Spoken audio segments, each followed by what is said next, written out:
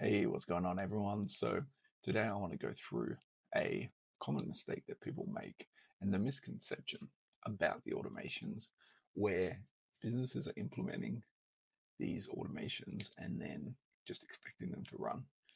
Now, this is quite a big mistake. It can cost thousands. I've seen it itself. So, let's go through this.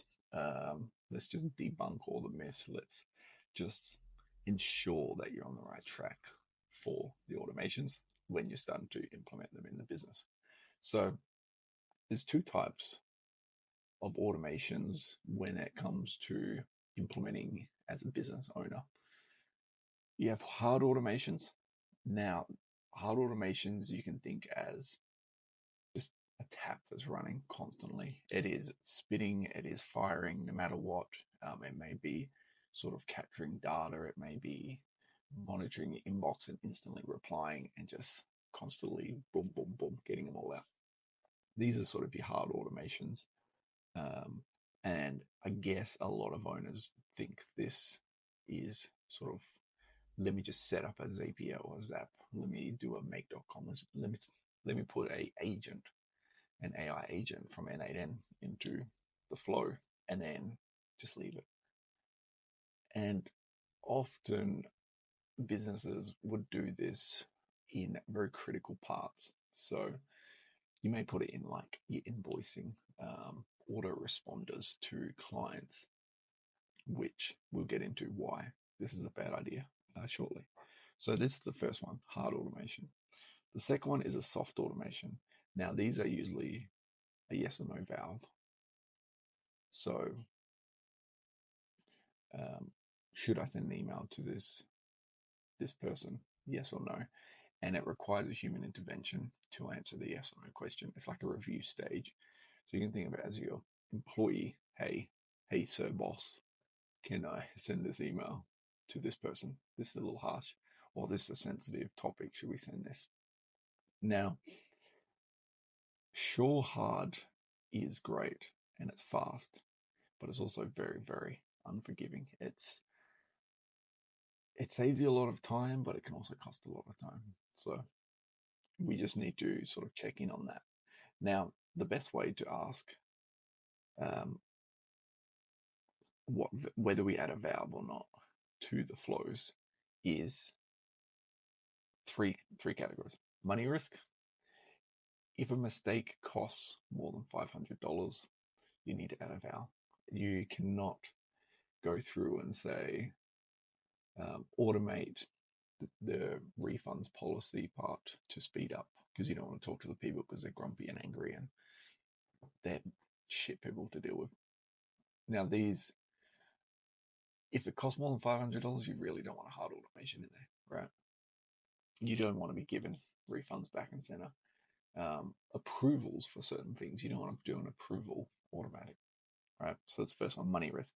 Second is data ambiguity. So if your data is over 90% accurate when it comes in, you're probably pretty safe to hard automate it, as long as it comes in over 90% every single time, right? So if it's less than 90%, then you're sort of going in the realms of probability of there's still a good chance if it's at 80% and it fires 10 times in one day, there's going to be two mistakes. And this is where it's sort of crucial when you break it down to those sort of numbers. If it's at 80% and it fires 5 times, it's going to break once. You know, that can be dangerous when we're talking large scales. And then the third is a compliance. Do you get a fine if you do something wrong? If you mistag something, if you send a wrong email, if you say something wrong, do you get a fine? If so, a valve or a check needs to be put in place. And it's that simple. Now, you probably look at it and nearly everything you implement would probably need a valve, looking at it sort of there. So an example, the hard automations where hands off, not touching, that you probably don't need. Welcome emails, calendar reminders, hey, your appointment's in 10 minutes, are you still going to make it? And Slack digests. So sending a digest of what's happened for the day, what's the team's working on, deliverables. These are Slack digests, and these can come through every day because it's sort of summarizing what everyone's doing.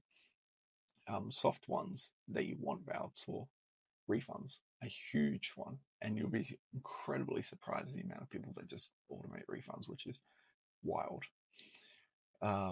Bulk import of contacts. Now, this is questionable. People may not like it, but it does come down to the fact, maybe not emails so much, but if we're bulk importing contacts from a system, maybe we're doing a system transfer or system change for the business and we're moving from one CRM to the next, you don't want to just automate everything and then assume it's done. It might double up. You might have duplicates of certain contact, and now you've got duplicates of further automations of possibly payment sequences, welcome sequences, and then now all of a sudden getting 2 emails. So, and then finally, another one that you ideally don't want to do is payroll admin. And I know it sounds very, very obvious, but people often get caught up in the excitement of it. Oh, yes, I can do my whole payroll. No one likes payroll. It's accounting. Come on. That's what we hire accountants for. That's why they make so much money, because it's so popular. So those are sort of the hard and soft ones, examples that you don't really want to do. Now, how do we add a soft valve? How do we put this in place? It's easy to, in theory. A very easy way to do it is to just do a checkpoint stop. So end the flow at a certain point and then start it with another flow. So a flow might be doing our onboarding email. Maybe it's doing a payroll. It's calculated the hours. It's got the payments that's required. Okay, now what? Rather than doing everything else, it sends a summary to the owner, HR, payroll officer. This person has this hours. Is this all okay? Pretty much. And then your next flow can sort of be a reply. So possibly it will be watching a certain inbox, or it could be looking at when an email comes in. It says, yes, pay X person. That could be the trigger and the flow onto it. It can also work within Telegram. So you can run it through a Telegram bot to put the updates into a certain thing and then you give a yes or no answer. So there's quite a few options that you can do with that. These are called checkpoint stops. The next is a binary prompt. It's either a tick or an X. These are more helpful for when you've got systems. So often you can sort of build a dashboard, and when you click the tick button, it triggers this flow. When you click the X button, it triggers a different flow. That's sort of a bit more on the harder end when we start going into actually building dashboards using stuff like Replit or Bubble. And then you've also got a timeout rule. So if there is no answer to the valve, so should we turn it on, should we turn it off, within 2 hours, it can route to a fallback option. So you can set a timer. If it doesn't receive a reply, within 2 hours, an email gets sent to the person above them, the manager, the owner, whoever it needs to be. So a lot of these can be done pretty simple. It can be done through Zapier or Make. Usually, if you're sort of including like the binary prompt, or you could sort of put it with Slack and Teams, maybe Telegram, and just put yes and no's. So why does it matter is the last question that I want to answer. I've rambled on for all this time and you're probably like, yeah, okay, cool. Why? Now, if your average ticket size is $2,000 and your profit margin is 40%, if you trigger one bad refund, it erases a whole week's of savings. It's hard where it's safe and it's soft where it's savage. You need to really identify what it is.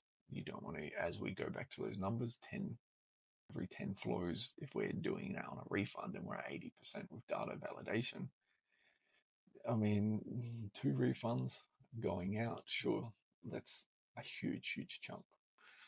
So as you start playing with the numbers, you sort of see the real large impact when you start including the data validation, and then just including just hard valves. So what I recommend everyone doing, if you have automations, check them, make sure those 3 checklists that we had before, the compliance, the data, and the money aspect, check them, see if they're okay, see if you're all good in that department, whether the automations are set up correctly. If not, you could probably change them, add some valves in there. And if you haven't started yet, just really make sure you take those into consideration. And where do we put them? What should we do for the valves? What's the most optimal place? Do I need to include Slack? There's no point doing a binary option for a valve and include Slack if your team doesn't use Slack. I mean, it's just another tech stack you don't want. It's another program you don't want in your tech stack. So just have a look at it. That'd be your job today. So if you spend the night or the day, just do one flow and just make sure you audit which one works correctly. All right, so that is all from me. Check your valves. If not, just check your valves. Like and subscribe, and I will talk to you all tomorrow.